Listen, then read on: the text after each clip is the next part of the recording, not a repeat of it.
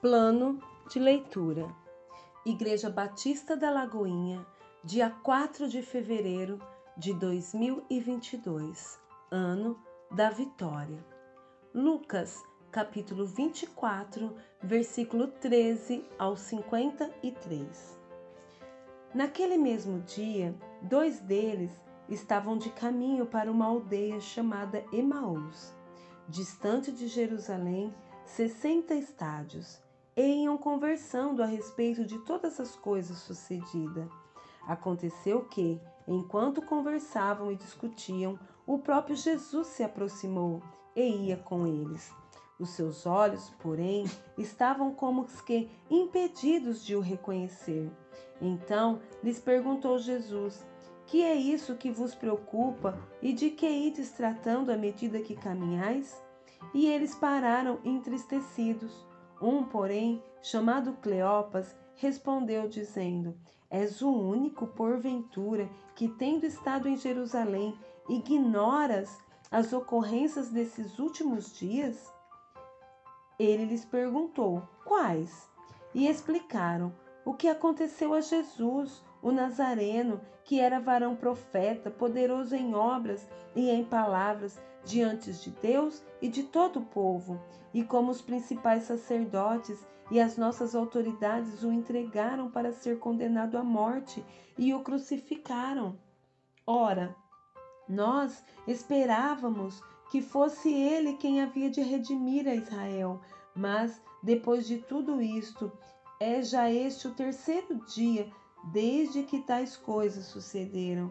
É verdade também que algumas mulheres, das que conosco estavam, nos surpreenderam, tendo ido de madrugada ao túmulo e não achando o corpo de Jesus, voltaram dizendo terem tido uma visão de anjos, os quais afirmam que ele vive.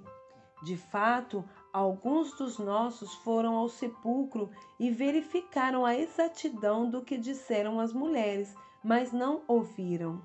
Então lhes disse Jesus: ó nécios e tardios de coração para crer tudo o que os profetas disseram. Porventura, não convinha que o Cristo padecesse e entrasse na sua glória? E começando por Moisés, discorrendo por todos os profetas, expunha-lhes o que a seu respeito constava em todas as Escrituras. Quando se aproximavam da aldeia para onde iam, fez ele menção de passar adiante, mas eles os constrangeram, dizendo: fica conosco, porque é tarde e o dia já declina. E entrou para ficar com eles. E aconteceu que, quando estavam à mesa, tomando ele o pão, abençoou-o e, tendo-o partido, lhes deu. Então se abriram-lhe os olhos e o reconheceram, mas ele desapareceu da presença deles. E disseram um ao outro: porventura, não nos ardia o coração quando ele pelo caminho nos falava, quando nos expunha as Escrituras? E na mesma hora, levantando-se, voltaram para Jerusalém, onde acharam reunidos os 11 e os outros com eles, os quais diziam: o Senhor ressuscitou e já apareceu a Simão. Então os dois contaram o que lhes acontecera no caminho e como fora por eles reconhecido no partir do pão. Falavam ainda essas coisas quando Jesus apareceu no meio deles e lhes disse: paz seja convosco. Eles, porém, surpresos e atemorizados, acreditavam estarem vendo um espírito. Mas ele lhes disse: por que estáis perturbados? E por que sobe dúvida ao vosso coração? Vede as minhas mãos e os meus pés, que sou eu mesmo. Apalpai-me e verificai, porque um espírito não tem carne nem ossos, como vedes, eu tenho. Dizendo isto, mostrou-lhes as mãos e os pés. E, por não acreditarem eles ainda, por causa da alegria e estando admirados, Jesus lhes disse: tendes aqui alguma coisa que comer? Então lhe apresentaram um pedaço de peixe assado e um favo de mel, e ele comeu na presença deles. A seguir, Jesus lhes disse: São estas as palavras que eu vos falei, estando ainda convosco. Importava se cumprisse tudo o que de mim está escrito na lei de Moisés, nos profetas e nos salmos. Então lhes abriu o entendimento para compreenderem as Escrituras e lhes disse: assim está escrito que o Cristo havia de padecer e ressuscitar dentre os mortos no terceiro dia, e que em seu nome se pregasse arrependimento para remissão de pecados, e a todas as nações, começando de Jerusalém.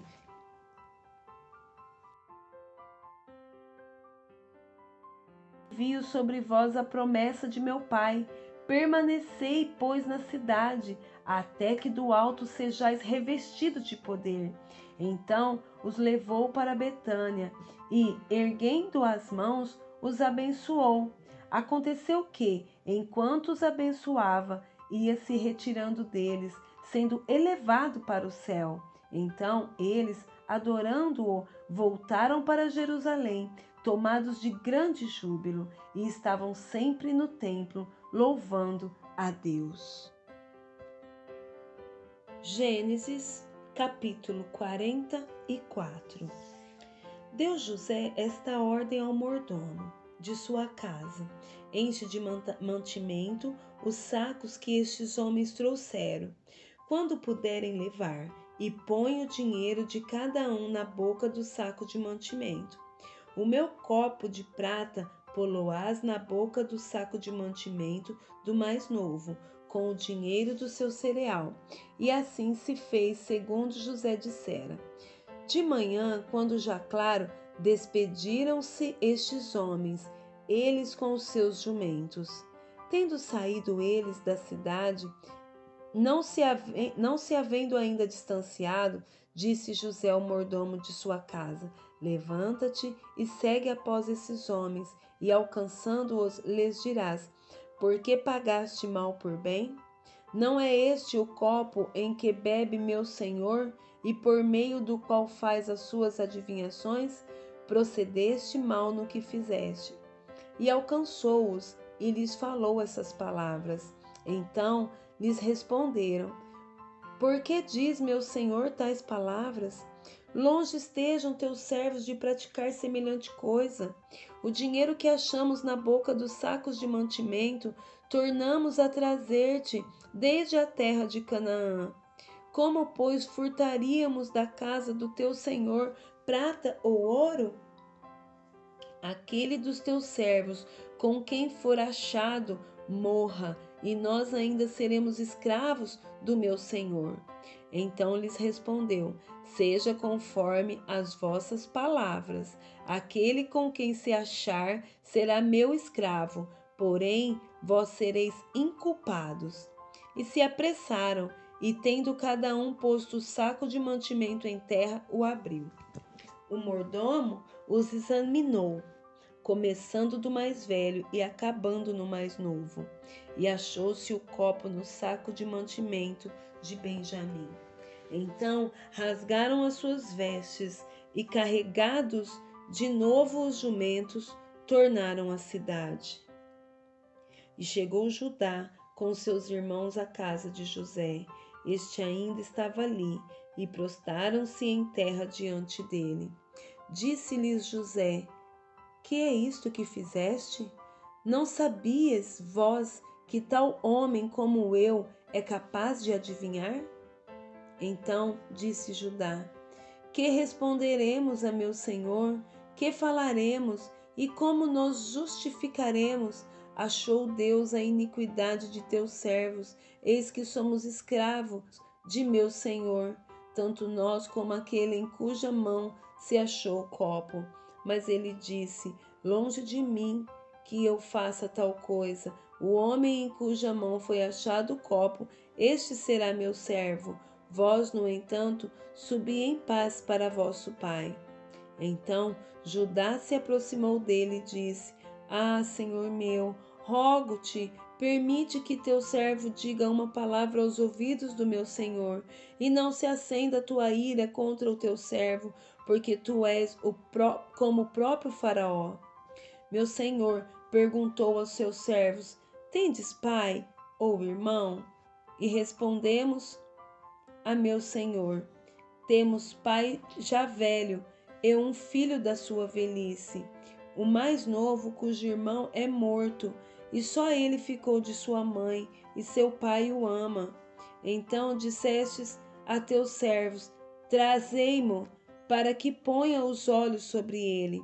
Respondemos ao meu senhor: O moço não pode deixar o pai. Se deixar o pai, este morrerá.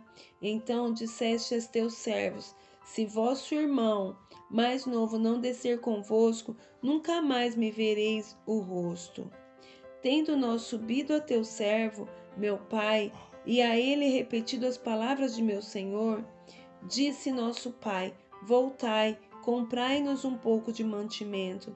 Nós respondemos: Não podemos descer, mas se nosso irmão mais novo for conosco, desceremos, pois não podemos ver a face do homem se este nosso irmão mais novo não estiver conosco. Então nos disse o teu servo, nosso pai: Sabei que minha mulher me deu 2 filhos. Um se ausentou de mim e eu disse: Certamente foi despedaçado e até agora não mais ouvi. Se agora também tirardes este da minha presença e lhe acontecer algum desastre, fareis descer as minhas cãs com pesar à sepultura. Agora, pois, indo eu a teu servo, meu pai, e não indo o moço conosco, visto a sua alma estar ligada com a alma dele, vendo ele que o moço não está conosco, morrerá. E teus servos farão descer as cãs de teu servo, nosso pai, com tristeza à sepultura. Porque teu servo se deu por fiador por este moço para com meu pai, dizendo: Se eu não tornar a trazer-te, serei culpado para com o meu pai todos os dias. Agora, pois, fique teu servo em lugar do moço por servo de meu senhor, e o moço que suba com seus irmãos. Porque como subirei eu a meu pai, se o moço não for comigo, para que não veja eu o mal que a meu pai sobrevirá. Salmo 35. Contende, Senhor, com os que contendem comigo, peleja contra os que contra mim pelejam. Embaraça o escudo e o broquel, e ergue-te em meu auxílio. Empunha a lança e reprime o passo aos meus perseguidores. Diz a minha alma: eu sou a tua salvação. Sejam confundidos e cobertos de vexame os que buscam tirar minha vida. Retrocedam e sejam envergonhados os que tramam contra mim. Sejam como a palha ao léu do vento, impedindo-os o anjo do Senhor. Torne-se-lhes o caminho tenebroso e escorregadio, e o anjo do Senhor os persiga. Pois sem causa me tramaram laços, sem causa abriram cova para minha vida. Venha sobre o inimigo a destruição, quando ele menos pensar, e prendam-no os laços que tramou ocultamente. Caia neles para sua própria ruína. E minha alma se regozijará no Senhor e se deleitará na sua salvação. Todos os meus ossos dirão: Senhor, quem contigo se assemelha? Pois livras o aflito daquele que é demais forte para ele, o mísero e o necessitado dos seus extorsionários. Levantam-se iníquas testemunhas e me arguem de coisas que eu não sei. Pagam-me o mal pelo bem, o que é desolação para minha alma. Quanto a mim, porém, estando eles enfermos, as minhas vestes eram pano de saco. Eu afligia minha alma com jejum e em oração me reclinava sobre o peito. Portava-me como se eles fossem meus amigos ou meus irmãos. Andava curvado, de luto, como quem chora por sua mãe. Quando, porém, tropecei, eles se alegraram e se reuniram-se contra mim. Os objetos que eu não conhecia dilaceraram-me sem tréguas, como vis bufões em festins. Rangiam contra mim os dentes. Até quando, Senhor, ficarás olhando? Livra-me a alma das violências deles, dos leões, a minha predileta. Dar-te-ei graças na grande congregação, louvar-te-ei no meio da multidão poderosa. Não se alegrem de mim os meus inimigos gratuitos, não pisquem os olhos os que sem causa me odeiam. Não é de paz que eles falam, pelo contrário, tramam enganos contra os pacíficos da terra. Escancaram contra minha boca e dizem: pegamos, pegamos, vimo-lo com os nossos próprios olhos. Tu, Senhor, os vistes. Não te cales, Senhor, não te ausentes de mim. Acorda e desperta para me fazeres justiça, para minha causa, Deus meu e Senhor meu. Julga-me, Senhor, Deus meu, segundo a tua justiça. Não permitas que se regozijem contra mim. Não digam eles lá no seu íntimo: agora sim, cumpriu-se o nosso desejo. Não digam: demos cabo dele. Envergonhem-se e juntamente sejam cobertos de vexame os que se alegram com o meu mal. Cubram-se de pejo e ignomínia os que se engrandecem contra mim. Cantem de júbilo e se alegram os que têm prazer na minha retidão, e digam sempre: glorificado seja o Senhor, que se compraz na prosperidade de teu servo, e a minha língua celebrará a tua justiça e o teu louvor todo o dia.